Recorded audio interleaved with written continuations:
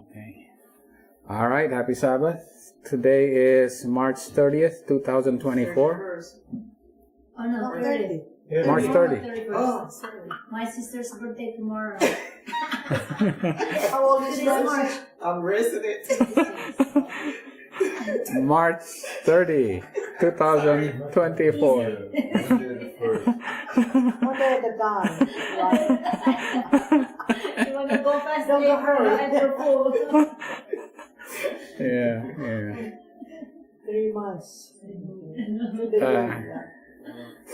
So I'm doing this study specifically for a certain reason, and you will understand why. I've already told you before, but it's about, I have to connect it with biblical foods, and one of the most important biblical foods that had been prescribed by God in the Garden of Eden is the herb-bearing seed and the fruits, right? The fruits, and was for humans. Okay, so I forgot what number I was supposed to go to. Let's see. Let me go down. Let's see. I think it's number 51. All right. And God said, "Behold, I have given to you every herb-bearing seed." And herb-bearing seed is what? Herbs that bear seeds is what? It's not trees that have fruit. It's grains. It's not grains, right? The herbs of the field is the vegetables, and that's for the animals, right? But for you is the grains and the nuts, which is upon the face of all the earth. And every tree in the which is the fruit of the tree bearing seed, yielding seed is what? That's the nuts and the fruits. Be for meat, which is for your food. And to every beast of the earth, and to every fowl of the air, and to everything that creepeth upon the earth, wherein there is life, I have given every herb. So that's the vegetables. The vegetables are for the animals, right? Yeah. Okay. All right. So let me find where my cursor is. It's actually over here. All right. All right. So that's the food that is given to Adam and Eve, right? The herb-bearing seed, and then the fruit of the tree yielding seed, right? And then there came sin. And because of this, now you have to suffer the consequence of sin. And the consequence of sin is, for the woman who has sinned, what's her consequence of sin? She has to suffer, right? So the consequence of sin is not right away death. Right there, it's suffering, right? Suffering. And for men, they also have to suffer. They have to work. And suffer the curse of the ground, and they got to get back pain, right, Brother Clive? That's our curse. Yeah. Yep, that's our curse. Talking about it for the woman in sorrow, that conception that today medicine they are avoiding that. Okay, and I was saying now, what about the men? How are you gonna avoid the back pain? The back pain, if you were eating from the tree of life, you would not experience no back pain. Because that the medicine from there, you eliminate all that pain. It's the tree of life. So you cannot have no pain, no nothing. But so for us to get relief from it, we have to go back to that. And then we'll get relief. And that's that. I said, whoa, there's a sermon that was given right there. Yes. So what I believe all along, that's it. Yeah. For me to get relief from my back pain, I have to partake of those foods. See, the herb of the field. Yes. There you go. The herb of the field. Amen. Right? The leaves of the trees is for the healing of the nations, right? Absolutely. Right? So that's why that is the relief of your suffering is those, because that's happened, that was given after sin. Right. Before sin, you eat the fruits and And the grains. Because there's no, To perpetuate life. yeah. That's But the because of sin, you have to suffer now. And the suffering is diseases, diseases. right? It's not death right away. No. And the treatment for it is the vegetables, Exactly. right? Okay, so this is where we get our healing, is from the vegetables, you know? And all right. So I usually have to do this all the time, you know, because this is where the science comes in. Glucose plus oxygen is converted by our muscles to get energy, correct? Yeah. Right. And as the waste product is water and carbon dioxide, right? That comes out. That comes through the urine, and then we exhale it, and all that kind of stuff. But this is perfect because everything is balanced, right? 6 carbons, 12 hydrogens, all of that is completely balanced, right? And then we get energy. Well, wait a minute, where is the energy coming from? Right? So then we understand that God created the herbs of the field, the herb-bearing seed, and the fruits, right? And all of this requires that they get water and carbon dioxide that we actually is a waste product of us, right? Plus the energy from the sun, right?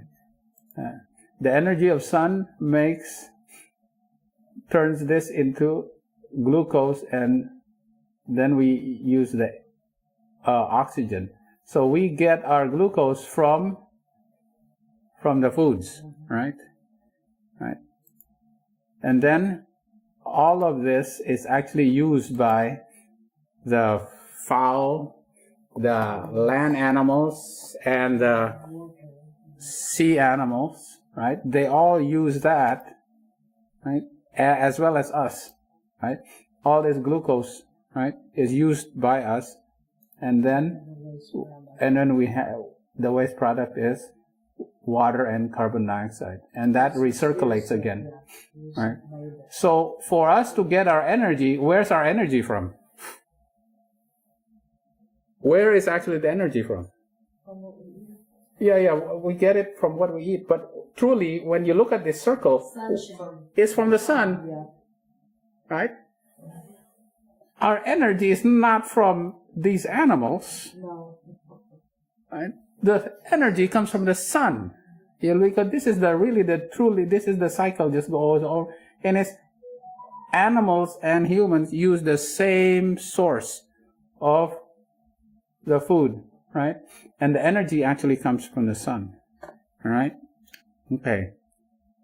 So God did not design us. Obviously, just looking at this, God did not design us to eat these animals, right? This is so obvious. This is what God designed us. This is where we get our energy. There's our glucose, right? Right. We are not designed to eat fleshpots of Egypt, right? Right. Okay. All right. Now and when we're talking about the herbs of the field, even though we know it's grains, and the first mention of grains actually is in Judges, where Gideon is compared to as a barley loaf, right? That will actually tumble and destroy the tent of the Midianites, right? So the barley loaf is used as a symbol of something that will actually destroy the enemies of the Israelites. All right, and then you have the flax and the barley, the wheat and the rye. The flax and the barley are the first fruits, right? That is actually harvested first, right? And then it is used to be presented, right, after the Passover, right? Because that symbolizes Christ. Christ is the first fruits that is presented on the morrow after the Sabbath, because then Jesus is presented in heaven. His sacrifice is presented. He is like the flax and the barley, the first fruits. You know, when I was doing this, flax and barley is the first fruits. You know, when you think about barley, what do we kind of use as a substitute for barley, eating barley now? Barley oats, we use oatmeal. You know, the best breakfast these days, I would suggest, is barley and flax. It should be your first fruits. So you eat your barley, your flax, and your oats, your flax, and your fruit in the morning as your breakfast. Just saying, you know. Huh? Who's used to rice? The problem is that rice is, compared to oats, very low. It's really not that good. Yeah. Especially white rice. Right. Okay. Because white rice is basically processed rice, right? You lose a lot of the. Okay, and then oatmeal, yeah, oatmeal with flax, right? Remember, oatmeal for flax. Oh yeah, it's important. Our flax is important, right? And the fruits, because it's the first fruits for breakfast, right? Okay, anyway. Now the Ezekiel bread. What's the ingredients of Ezekiel bread? Wheat, barley, beans, lentils, millet, and fishes. And you shall eat it as barley cakes, right? Look at all that. That's the grain, right? Ezekiel bread expensive? Yeah, they sell it so. Do you see it in the frozen section? Yeah. But it's a lot of the grains right here. You know, the grains here. This is the grain. It's already mentioned in the Bible. You know, the grains are very, very, very useful, right? Okay. And then it's also mentioned in the story of Ruth, right? When Ruth was gleaning, what was she actually gleaning? Barley. So when it was barley harvest, okay, so they were actually in the beginning of probably in early March and April when they were harvesting, because the harvest of wheat and rye is probably in May and June, right? Later. During the harvest, at the time when they're gonna give the presentation of the wheat is around Pentecost, all right? That's gonna be around in May, right? But the first fruits is barley and flax. All right. So let's look at the wheat. Well, this is all the grains here. They're essentially the same. They have a germ, right? When you look at this, is almost like an egg, right? The germ is like the what? The yolk, right? And it has protein. It has the most protein in it. And that's like 23 compared. And it has the fat in it, right? And this is the fat. But it also has the vitamins, right? And the endosperm, which is like the white of the egg, it has mostly what? Carbohydrates. This is starch. It's mostly starch. But a lot of the iron and the fiber is in the bran, which is like the covering, right? And when you process to make processed grains, you know, you lose a lot of the fiber. You essentially lose a lot of the fiber. You lose a lot of the iron. You lose a lot of protein and all the vitamins, vitamin B6, omega-3, and omega-6, right? But this is where the chromosome is. This is where the DNA is, right? Right in that germ. Okay? And this is very important because we're going to study what makes DNA and why is it important and how it actually impacts the type of food and, you know, as well as certain diseases that we actually get. All right? Okay. Carbohydrates, the simple sugars. I've done this many times, but it's worth doing it over again. So simple sugar, which is table sugar, is made out of what? I'm going to test you if you remember. It's made of what type of sugar? What's the name of that sugar in simple sugar? It's not fructose. Well, it is fructose, is part of it, but it's actually sucrose. It's sucrose, okay? It's actually sucrose. And sucrose is what? Glucose plus fructose. But it's bonded. You have to look at it. It's actually bonded together, right? So this is quite stable, but it is bonded, right, between glucose and fructose, all right? What about in milk? What's the sugar in milk? In whole milk. Yeah, there's a sugar, right? It's also glucose, but glucose and what? It's actually lactose, right? The sugar is called lactose. And what it is galactose and glucose. It's also glucose and galactose. And remember, there's a bond right there, right? This is lactose. Right. Yeah, there's all kinds of, right? But there's the bond right there. This is still, there's the bond right there, and there's lactose. And a lot of us are lactose intolerant.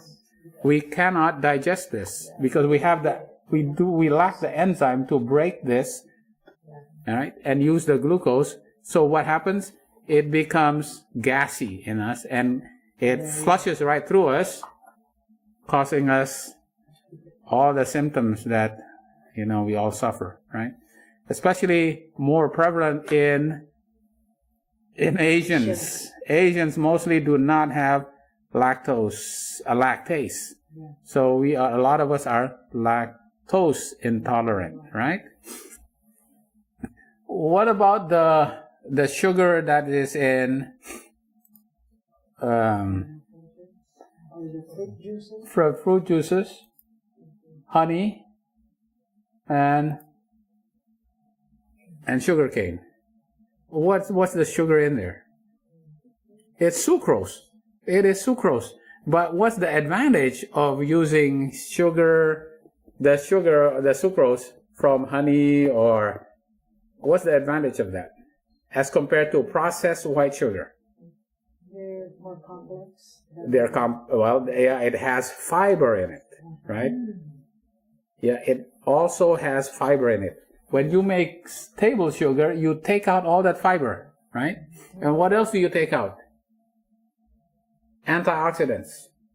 All the antioxidants that is in this food that has a lot of sucrose is taken out. You take out all the antioxidants, all the polyphenols, all the fiber, and now you have processed it into table sugar, right? Table sugar. So you are lacking in the antioxidants and the fiber. Yeah, that's the main thing. All right? Okay, let's go further. All right, what about, those are simple sugars now as compared to complex carbohydrates. And complex carbohydrates you find in like flour, right? What's the sugar in flour? Remember, in sucrose, it's glucose and fructose. What about in flour? Okay, this is just the more we do, we kind of remember this, but it's going to be what?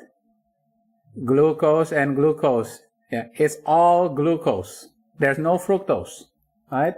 It's called maltose, right?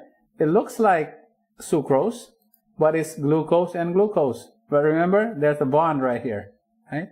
In sucrose, it's glucose plus fructose. But in maltose, right, it's glucose and glucose. And then when you look at it, like in rice, the same thing, right? It's all multiples of this glucose, all lined up together. It is complex. It has all these bonds bonded together right here. Bond, bond, bond. Everything bonded together, right? And this is called amylose, and this is called amylopectin, and is called starch. So it's complex carbohydrates. So the body has to break down all those bonds, and it takes time for that to happen. That's why your sugar does not rise up, right? Doesn't rise up, even though it's all glucose, right? Okay, then it comes to this other thing that is so common now. Because it's called high fructose syrup, right? High fructose corn syrup, as compared to, like for example, sugarcane table sugar. Okay, we want to compare high fructose corn syrup and sugarcane table sugar. All right, we got sugarcane and high fructose corn syrup. The problem with making sugar from sugar cane is it's expensive, right? And you have to have a lot of sugar cane. It takes a while to grow, and it's very expensive to make sugar. So they said, okay, and besides, it only grows where? In the hot climate. It doesn't grow here in North America, right? So how do we make sugar mostly in North America? We use corn. Yeah, we use corn. So this is, right, we see that this is sucrose, right? Glucose plus fructose, right? Glucose plus fructose with a bond right there. There's a bond, okay? Remember, I keep mentioning this bond here, right? All right. But corn syrup, corn is starch. And what is it? What are the monosaccharides? It's all glucose. It's all glucose, right? But then they use this because it's cheap, right? Corn is much cheaper than sugarcane, right? So what they do is they took out all that starch, and combined it with acid, right? And to break it all down to make glucose, right? Look at this. This doesn't have that bond. It's simple, plain monosaccharides, all glucose, right? By itself, right? So then they go, okay, let's sell this. Can we sell it like this? No, right? We can't sell it because it's not like sugarcane. It's not like this glucose. This is natural sugar. This is all glucose. This is half glucose, half fructose. So what did they do? They use an enzyme invented in Japan. And this enzyme is called D-xylose isomerase. And it takes half of this glucose and turns it into, to make it similar, to make it into glucose and fructose, right? The problem is that there's no bonds. There's no bonds. So when you take this, it goes right into you. It just goes right into you and spikes your sugar much faster. Yeah, it spikes your sugar much faster. Yeah. It's sugars, right? And it's much cheaper and it's sweeter. And it's cheap, right? The main thing is cheap. These companies, they don't care. As long as it's cheap. And they can say, well, this is natural sugar. Is it natural? No. Look at this. Putting into acid and desilane. Is that natural? It's not natural, right? But they say the corn. Right, the corn. The corn is natural. And you know what the ingredient is? Glucose and fructose. All right? Same as that. It's glucose and fructose. But you know what? It's really not natural. All right? It's highly processed. Right? Highly processed. Okay? All right. And that's why it's used in Coca-Cola. I should use Coke there sometimes, but I shouldn't discriminate against Coke. And the soft drinks. They say that this sugar-free one is really... Oh, that's bad too. That's really bad. That's the worst one. That's really bad. It's terrible. I should do another study about that. Yeah, but that's should. terrible. Because when whenever I give, I explain things, they said, "Oh, but we use the diet." I said, "It's worse. That's You need to make." oh, I need to. You know what? I should put. Oh, that's a good. That's a good question.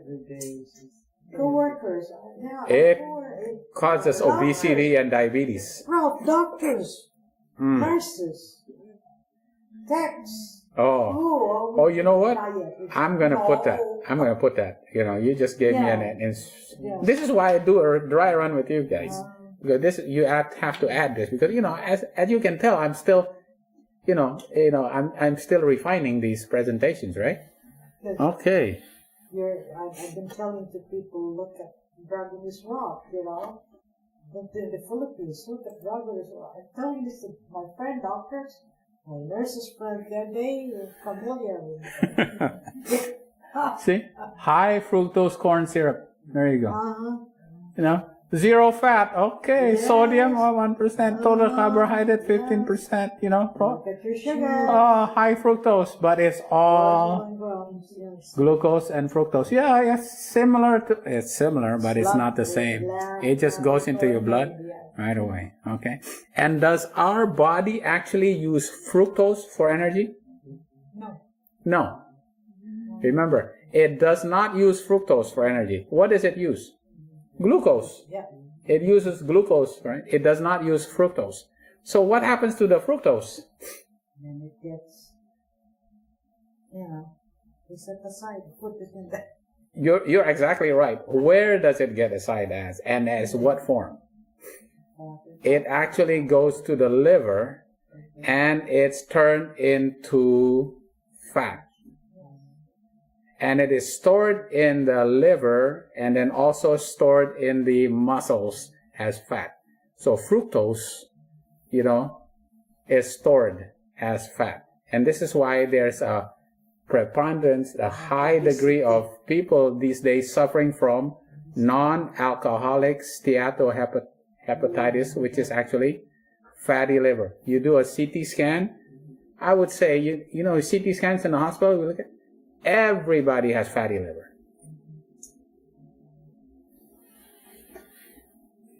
This is because cheap sugar, right? You don't use sugar cane anymore. You use high fructose corn syrup because it's cheap, right? Okay. Mm-hmm. And it's in everything. It's not just soft drinks. All the cakes, everything. Cakes, pastries. Everything uses high fructose corn syrup. And all right. And then we also have fiber, right? Fiber is insoluble or soluble, right? Because these are the kinds. Insoluble, it becomes liquid. Soluble, it kind of like remains as strands of, right? It's all sugar. It's all glucose. And it's cellulose, but look at these bonds. So many bonds. That's why we cannot break it down. It's so many bonds, we cannot break it down. Because we're not termites. Now termites, they have the enzymes to actually break it down and eat it, right? Yeah. Okay, and that's what it looks like, right? And obviously, is fiber found in flesh foods? No, fiber is only found from plant foods, right? Just figure it. Fiber is only found in plant foods. All right. Okay. Let's see. Again and again, I have been shown that God is trying to lead us back, step by step, to His original design, that man should subsist upon the natural products of earth. Among those who are waiting, I tell you, this is heavy duty. This is heavy duty, right? Among those who are waiting for the coming of the Lord, what? Meat eating will eventually be done away. Flesh will cease to form a part of their... Where is that? CTBH? See, you should read CTBH. It is so good. A lot of it. a lot of Christian temperance and Bible hygiene, right? Christian temperance, right? And we have to be, we have to be a healthy and a healthy sacrifice, right? We have to be the temple of the Holy Spirit. Temple of the Holy Spirit cannot be sickly, right? That's why flesh will be done away as part of our diet, right? Okay, so this is where I go into what a lot of people these days. Now, there has been a significant increase of people suffering from gout, right? In the old days, it is very common, right? And gout used to be called the diseases of who? The kings, right? Look at that. The kings, right? It's called the patrician malady. The diseases of kings and the king of diseases. Hey, look at that, gout. Right? Look at that big toe. It's all...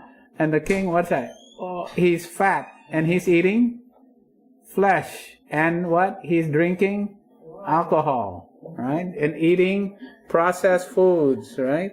And he's suffering from gout, right? This has been described even from the time of Hippocrates, right? And they all know that it's mostly from flesh and alcohol, right? It is very well known. And how does gout usually present? Does it present slowly? Is it in a subacute presentation or is it an acute presentation? It's acute, all right? If it's a subacute, it's not gout, right? It could possibly be infected, septic arthritis, or cellulitis, but it has to be acute. And when does it usually happen? At night. All right, at night. Boy, it's so common. It's so common. All right, I have a true and false questions here about some of the things you might think of. True or false, right? Most people with high uric acid levels develop gouty arthritis and attacks with gouty arthritis. Is it true or false? It's actually false. Most people with high uric acid do not develop gout. It's actually false. Oh, is that when you do the blood work? It's actually true. Why would they check the uric acid then? Yeah. That's true. What actually, it's a false thing. A lot of people who have acute gouty arthritis, all right, acute gouty arthritis, when it actually precipitates, it pulls in that uric acid from the bloodstream. And what happens during a gouty attack? Your uric acid falls. Now, if yours is already 14 and it falls down to 10, it is high, still high. So we always still check it. But it is not. We've been taught, even in medical school, that a normal uric acid level can present with acute gouty arthritis. As a matter of fact, your uric acid level actually goes down during acute gouty attack, because that's you're pulling the uric acid and it precipitates. You're pulling it. It's actually very visible of what causes the pain. All right. Okay. So where does it happen? What the most common place where it happens? Toes. Toe. Why the toe? That's a question. All right. Yeah, what is that? The uric crystal? Yeah, the uric. Why did the uric crystals most commonly happen in the toes? This is something, this is why we need to know gout. All right. Why does it happen in there? For one thing, the toes, that big toe, especially big toe, is useful for us walking, and it suffers a lot of trauma. There's a lot of trauma to that toe. We use it a lot. To balance our standing, we use it a lot. And the other thing, the temperature in that toe is less, right? It tends to crystallize more in the colder part of the body. right? Develop. Look at the people who have tophi. It's in their hands and their feet, but also on their ears also, because this is cooler as well. So it tends to crystallize more in the cooler parts of the body, and then toe is it's kind of far from the heart, right? It's a little cooler there, and there's more trauma there, right? Okay, so the first metatarsal, right? That's classic, all right? And gout comes from uric acid, all right? There you go, uric acid, right? A five-ring circle, right? Connected with a 6-ring circle, right? Just look at this, right? This uric acid. And it crystallizes, right? And it crystallizes, it looks like crystals. So the definitive diagnosis is done by what? How do we make a definitive diagnosis? You have to tap the joint. Yeah. We have to put a needle and pull out that fluid, right?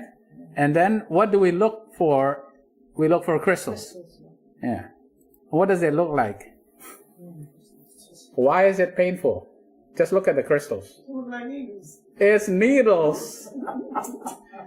It is painful, right? It is the most painful, for men, other than passing a kidney stone. This is so painful, right? Look at those needles just sticking you in your joints. It's very painful, all right? My brother-in-law, my sister's husband, calls him sick. Oh, it is so painful, right? But it subsides. So painful. The other thing, it subsides in 3-4 days? It subsides, right? Then yeah, but it's tough to actually get it sometimes. Because if it happens right here, sometimes it's tough to get it. But we're taught to do it. I usually don't tap the toe or the finger, Oh, you got gout. We can see it. If in the knee, it's a lot easier to tap it. But the only true way of actually diagnosing it, you can empirically diagnose, I think you got gout by the presentation, right? And the symptoms, you've had this over and over again. It happens at night. What, did you drink some alcohol last night? Or you had a beef steak at night? It happened. Oh, it's gout, right? But to definitively diagnose, you got to see these crystals, right? Okay. All right. And where does uric acid come from? It's from purines. All right? Okay. So we go, purines. What are purines? All right? Now we got to study what purines are. What is purines? Okay. Purines is adenine and guanine. These are called purines as compared to pyrimidines. Purines and pyrimidines are part of the DNA. It's part of the DNA. It's part of a chromosome, right? This is the chromosome, right? This is a chromosome, right? The things that bond the double helix, right? It bonds this double helix is purines and pyrimidines. The larger part here's the purine and the pyrimidine. The adenine and the guanine is the purine. A and G is purine, right? A and G are purines. The smaller ones is cytosine and thymidine, right? But adenine and guanine, look at the structure. 5-ring plus a 6-ring, right? 5-ring plus a 6-ring. Adenine and guanine, it's part of the chromosome. Every cell has chromosomes, right?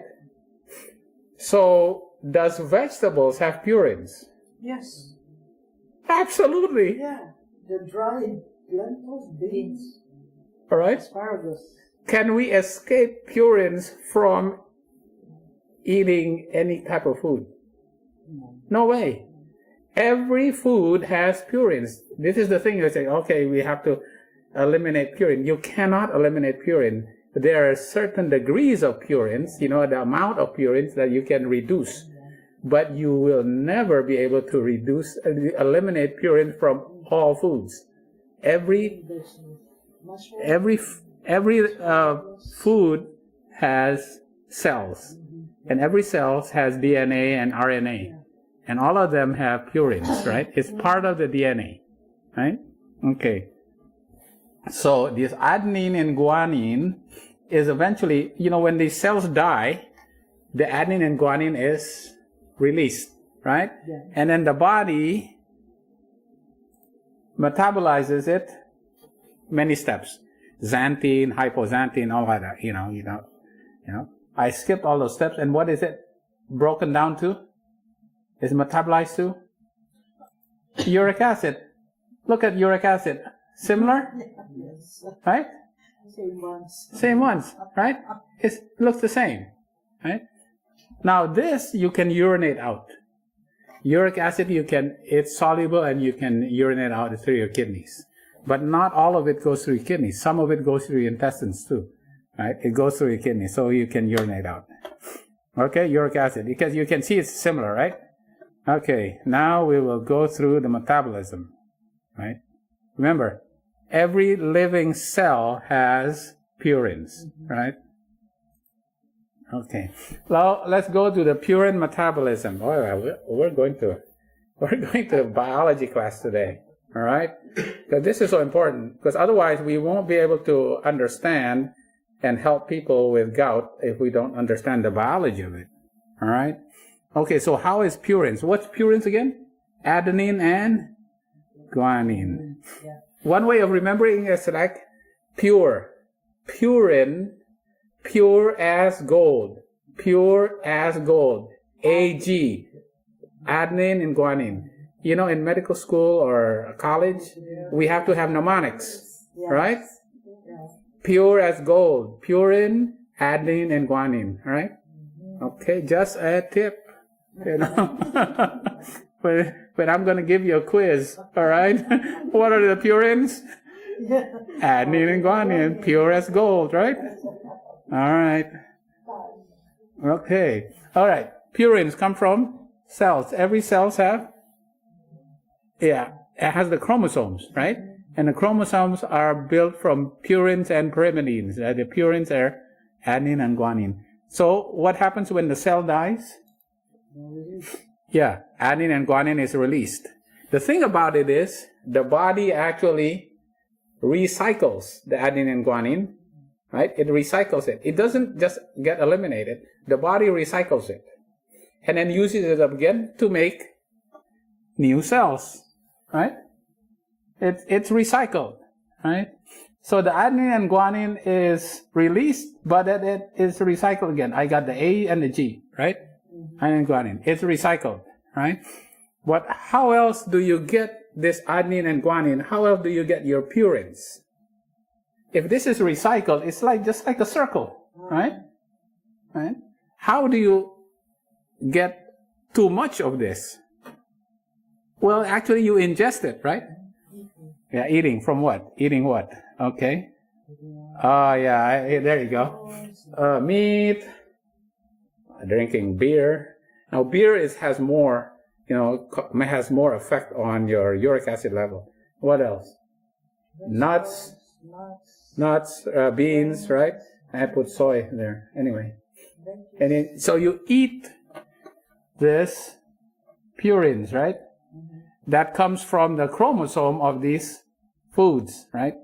They have food also. So you take this as well, yeah? You ingest it, you swallow it, right? And then adenine and guanine is taken by the body and turned into what? Uric acid, right? All right, uric acid. Okay, there you go. All right, uric acid, okay? Right. So that it can be eliminated, right? One way of elimination that we sometimes forget is that it's eliminated through the intestinal tracts. It's also eliminated through intestinal tract. But for the most part, it's eliminated through right? But it's in the urine, right? It's eliminated in the urine.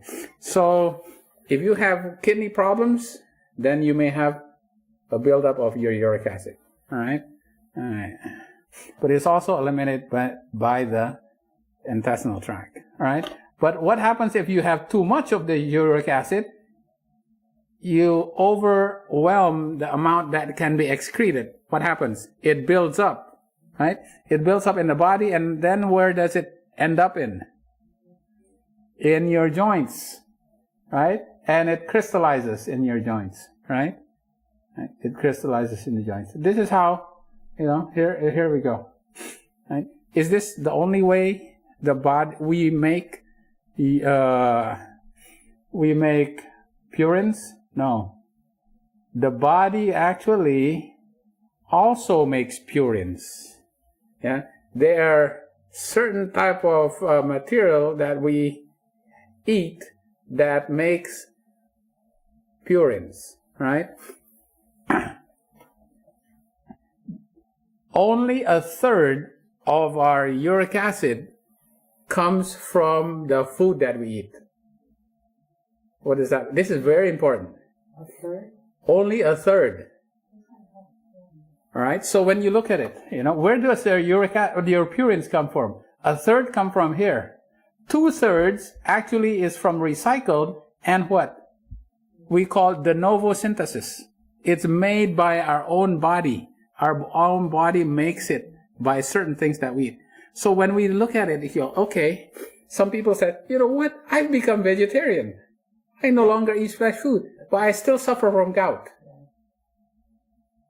So what are the problems that you could potentially see? So they reduce this.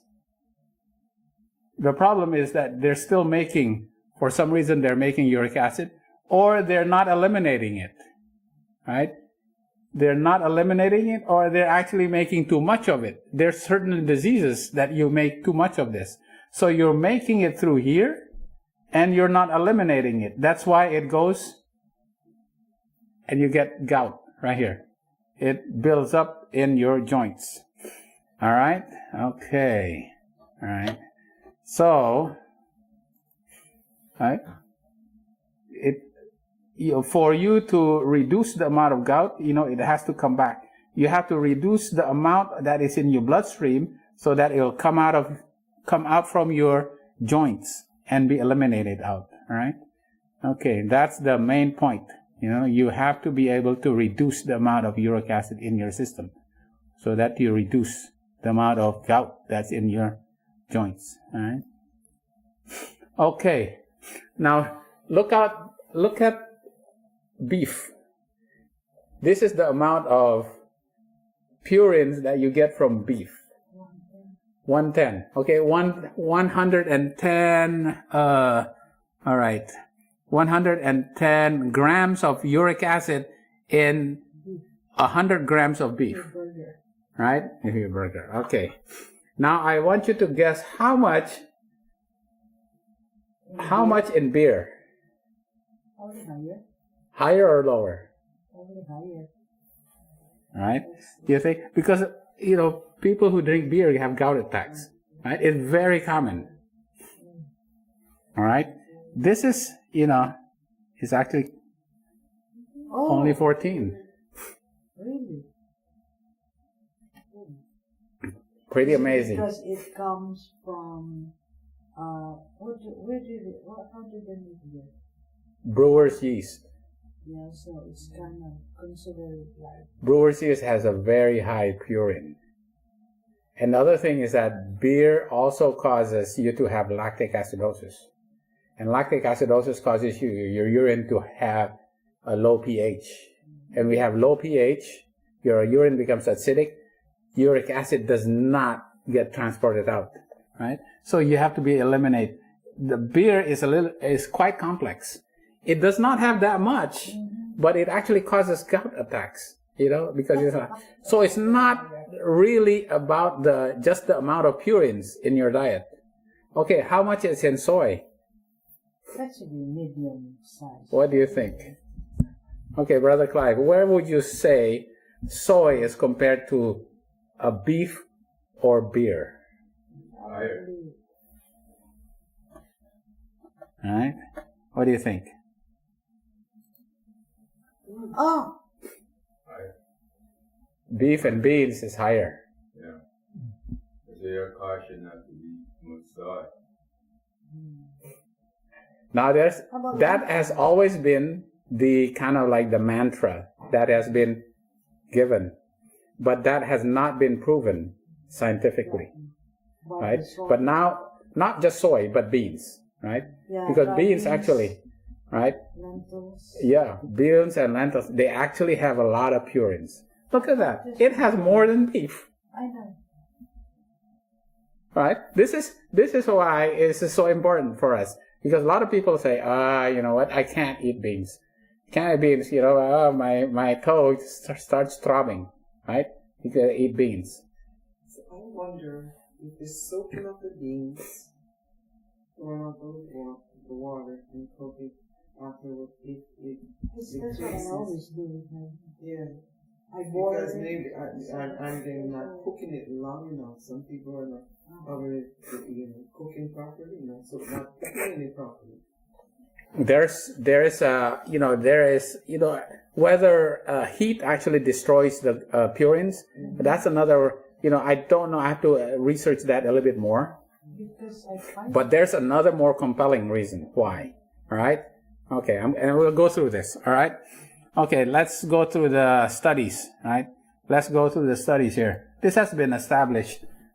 New England Journal of Medicine. I mean, the prime journal, right? There's no other more prestigious than the New England Journal of Medicine. All right. The conclusion is higher levels of meat and seafood consumption are associated with increased risk of gout, whereas a higher level of consumption of dairy products is associated with decreased risk. Ooh, dairy products decrease risk. That is actually proven. It's actually proven. It doesn't mean you have to, you want to reduce gout, you drink milk. No, but it's actually proven, right? Now, the moderate intake of purine-rich vegetables or protein is not associated with increase of risk of gout. Can you imagine? Vegetables, beans, does not increase your risk of gout. Even though it has more purines in it, it does not increase your gout. So people say, I still get an attack. Why? Because there's another mechanism that we haven't figured out yet. Now, this is why I'm doing this, because there's another mechanism, right? Now, it's already proven because they've done these studies that eating vegetables or, do not increase vegetable protein, right? does not increase. That's what it says there. Because wait a minute, but it has so much purines. Because there's other reasons, right?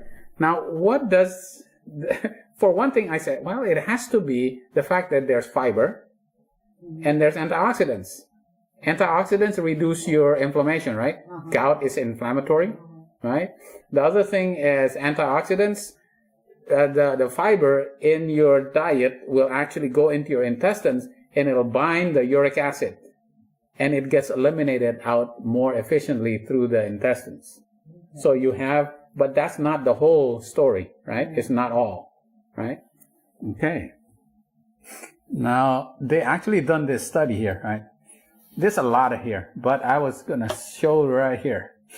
Yeah, the risk, if you eat beef, pork, lamb, and your risk is 1.92. Relatively, the risk is twice as much. The more you eat, the more risk. Right, yeah. Okay, tuna, 29, 1.29, 1.28, still elevated. But you look at this number, p-value of less than 0.1, it means it's very statistically significant. Here, shrimp, it increases. So people says, fish, it's bad also. But when you look at the numbers, fish, even though it does 1.57, is not as bad as beef, pork, and lamb. 1.92. That's even higher, right? Like skim milk. Skim milk is actually protective. Look at 0.52. What happens is milk actually makes you urinate more of the uric acid. It's uricosuric, right? And we could go into this more, but anyway, I was gonna show you, right? It's actually uricosuric, right? Okay. For sure, and part of this also shows that vegetable protein does not increase your risk of gout, right? There must be another reason, even though you've eliminated flesh meats, that you still can potentially get gout attacks, right? All right. What about the urine pH? Urinary pH, right? The more acidic your urine, the more uric acid is retained. You do not excrete uric acid. You have to alkalinize your urine. The more alkaline. And what kind of foods alkalinize your urine? Vegetables. Meat actually acidifies your urine, makes your uric acid retain in your body a lot more. Okay, all right. So they've done this diet. So if you want to acidify your urine, you take in more keto diet, more meats. But if you want to alkalinize your urine, you take in more vegetables, right? And then so that way you will eliminate it more, eliminate uric acid. All right. So what kind of foods? Okay, there's a lot of it. And you can get this on the internet. There's so many different, I tried to find something that's easy. All right, these are the high purine, right? Sweet bread and yeast. Brewer's yeast and bread has a lot of purines, right? That's the most common. Yeah, this is very high. It's actually very high. And the kind of fish, sardines, mackerel, anchovies. Now I forgot what anchovies are. What is anchovies? Bagoong. The one that they use in bagoong. That's the small? Yeah, the small fish. Very high. Yeah. Very high in purines, right? Herring. Oh, organ meats. Liver, kidney, brain, heart, intestines. Oh, Filipinos have a big problem. Oh, yes. You know why Filipinos have so much gout? Sisig. Oh, right there. Organ meats. They love organ meats. Jamaicans too. Oh, Jamaican love organ meats. Even the goat, when they cook the goat, they clean out the intestine, is used in rum soup. Yeah. Yeah. The barbecue. And not the liver. Yes. Islander, they love that too. Yeah. But look at this. Dried beans, right? Mongo, Thai. Right? Mongo. Yeah. Soybean, black-eyed peas, lentils. All of the beans. Have high. Yeah. But we already know Yeah. it does not cause more gout, Yeah. right? It does not cause more gout, even though it's high. All right? All right. Because of that. Beer, it causes more gout. Yeah, there's another. Like the moderate. Rice, look at oatmeal, asparagus, cauliflower, spinach, No, we don't, tofu, meat, soups, and broth. It's still moderate. But low is white bread, cornbread, macaroni, all fruits and fruit juices, low. Most vegetables, except those noted here, asparagus, cauliflower, spinach, mushroom, green peas. Eggs is actually very low, right? And milk is actually very low. Cheese is low also, right? All right. These are the low ones. All right. Okay. All right. One thing they found is actually fructose. This was just found recently. So they found out, right, that in the last 50 years there had been an increase in people with gout. So they go, what happened? How come so many people are now suffering from gout? It turns out fructose, right? Now, I haven't fully developed the what yet, to explain why, all right? But fructose is a monosaccharide, right? We know it's a monosaccharide, fondly common in plants, but it's also a major constituent of high fructose corn syrup, right? Ecological evidence has shown that increasing prevalence of hyperuricemia and gout in developed countries has paralleled the increase in consumption of total fructose and high fructose corn syrup, right? The phosphorylation of fructose, right, is understood to facilitate ATP. It reduces ATP, right, and selects trial, right, right? So it depletes your ATP. And I'm going to have to make a better slide than just these to show how it actually does that. It's the high amount of fructose in high fructose corn syrup that is causing the high number of hyperuricemia, right? That's causing gout. High fructose, right? And some products containing it, such as sugar, high fructose corn syrup, and processed foods, right? Has a significant role in increasing uric acid, right? Not only it causes problem with your with gout, but it also causes problem with your kidney, because uric acid also crystallizes in the kidneys. It causes kidney problems, right? It also crystallizes in your heart and causes heart problems, right? So it's so many problems, and causes diabetes also, right? Okay, this is a little too much here, but too much fructose, ATP depletion, you reduces the amount, fructose in the liver, right? Causes insulin resistance, increase in your glucose level, and increase the uric acid in the blood, so that you have gout attacks, all right? Yeah, this is fructose, right? In high fructose corn syrup, right? It causes changes in the liver, right? It causes cardiovascular diseases. It's called non-fatty alcoholic liver disease, right? All these people eating all this high fructose corn syrup, drinking, right? It causes chronic kidney disease, causes insulin resistance, obesity, and obviously gout, right? High fructose corn syrup, all right? So, to summarize this, right? So we know this, right? This is only 1/3 of the cause. So you can reduce it, but you do not reduce it as much as if there's another big problem, is the one that is made in the liver, right? The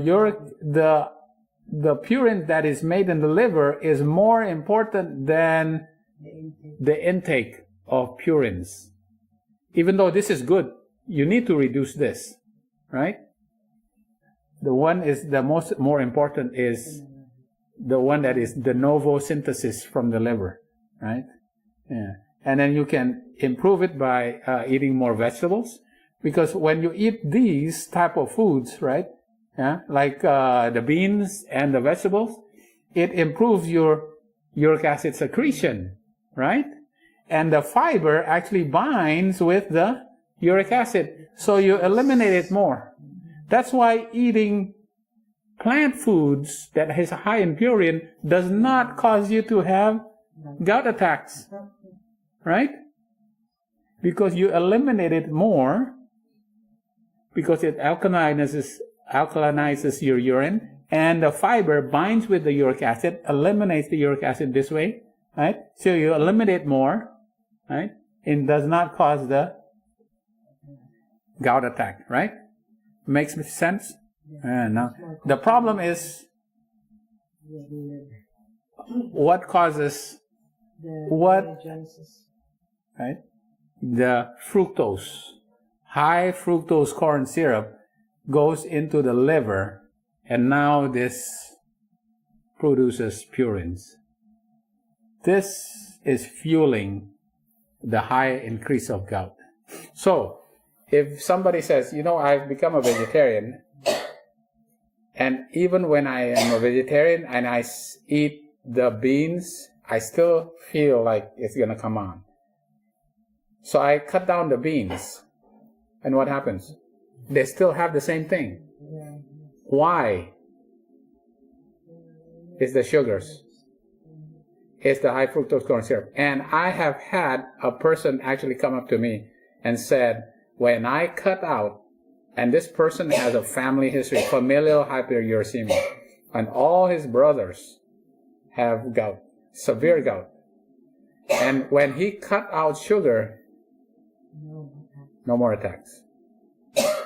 right? And now we know why. Because it feeds the major producer of uric purines. This is not the major source. The major source comes from the liver, right? This is only 1/3, right? The majority comes from here, the novosynthesis, where it's made in the liver, and comes from the processed sugars. All right? All right. Okay. You get this now? Yeah, very good. Yeah. All right. So, all right. You can see, anchovies, sardines, right? Guinea. Wow, look at that, This is high purine content, right? This is very high. This is high, moderate, and low, right? And your plant foods, a lot of it is down here. And your flesh foods are a lot of it up here, right? Even though this also is not the major reason why your purine level is increased. One of the major reasons is because of the processed sugars. That is fueling the rise in hyperuricemia and gout that's happening in the world right now. And this is why we have to eat more of the whole food, plant-based diet, right? That has been designed in the Garden of Eden. All right. Okay. Hopefully this is helpful. So you understand. We can help people with gout. Now you understand, why people still have gout attacks, right? Okay. All right. Anything to add? Anything more? As you can see, I still have to refine this a little bit more, this, right? Okay, right. Brother Clive, can you pray for us? All right.